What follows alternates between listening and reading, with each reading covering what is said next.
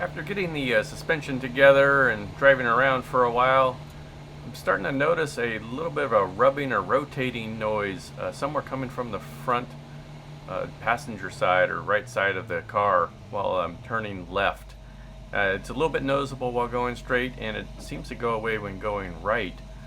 So I've thrown the camera underneath the car in multiple places, trying to see if I can spot anything that might be touching or rubbing or otherwise might be causing this condition here.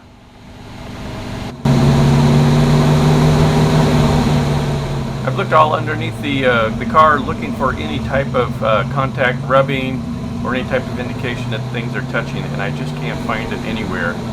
Nowhere where the brake, tires, wheels, or anything. I even swapped the front wheels from side to side, thinking it might be a wheel issue. Made no difference whatsoever. I even pulled the front shock and spring off, looking for any type of issues there.